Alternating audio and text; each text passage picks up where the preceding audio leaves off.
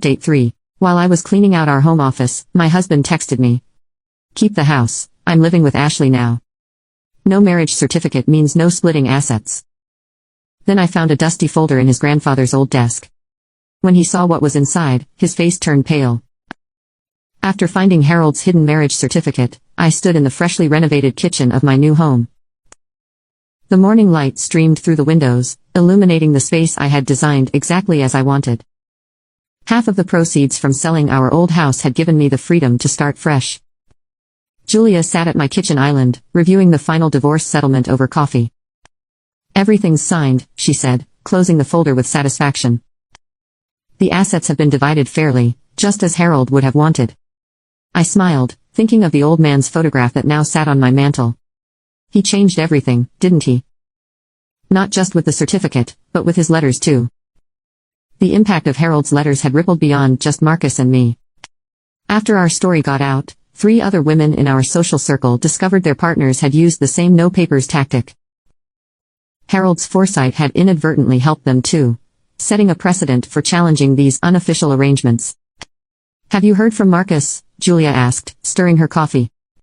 Ashley left him for her surf instructor in Bali, I said, unable to suppress a small smile.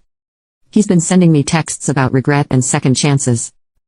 But I wasn't interested in second chances with someone who only wanted me when he had nothing better lined up. I walked to the window, looking out at my new garden. Besides, I'm too busy living my best life. It was true. The divorce settlement had given me more than just financial security, it had given me freedom. Freedom to travel, to pursue my interests, to build something that was completely mine. Last week, I'd received an unexpected package from Harold's old law firm. Inside was another letter, this one dated just weeks before his death. Dear Diana, it read, I hope you never need the protection I put in place. But if you do, know that it comes with my blessing, to build the life that makes you proud. You taught Marcus about love, even if he wasn't ready to learn. Now, it's time to show the world what you can do when you're standing on your own. The doorbell rang, interrupting my thoughts. It was Harold's sister, Margaret, carrying a large box. Found these while cleaning out my attic, she said, setting the box down.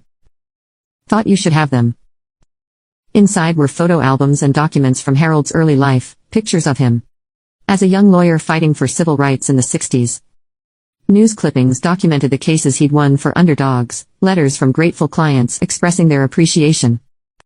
He always fought for what was right, Margaret said, her eyes misty. Even when it wasn't popular. When he told me he'd filed your marriage certificate himself, I wasn't surprised. That was Harold, quietly making sure justice would prevail. We spent the afternoon going through the box, Margaret sharing stories about her brother's life. You know, she said, he talked about you all the time. Said you reminded him of himself, someone who saw the best in people but wasn't afraid to stand up when it mattered. That evening, after Margaret left, I added some of Harold's photos to my wall. They fit perfectly alongside my new life, a reminder that sometimes the people who impact us most profoundly are the ones who prepare us for battles we don't even know are coming. My phone buzzed with another text from Marcus. I miss our life together, I was a fool. I didn't respond. Instead, I opened my laptop to finish the book I'd been writing, a guide for women about protecting themselves legally in relationships. Harold's story was the opening chapter. A week later, I hosted a housewarming party. Friends filled my new home with laughter and warmth. Julia raised her glass for a toast. To Diana, who showed us all that karma has perfect timing.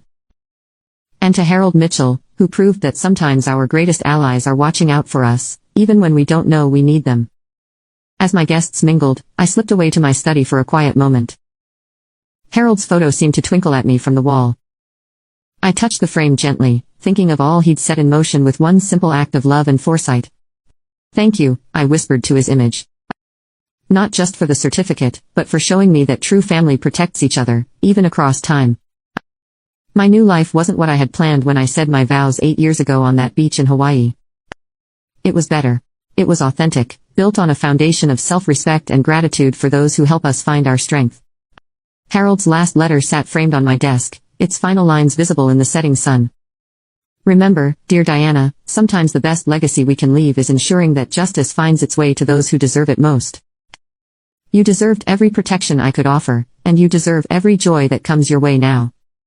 I was finally ready to embrace all that joy, and all the adventures yet to come. This is where our story comes to end. Dear listeners, please share your thoughts in the comments section below, and don't forget to like, share, and follow. Thanks to all for your support.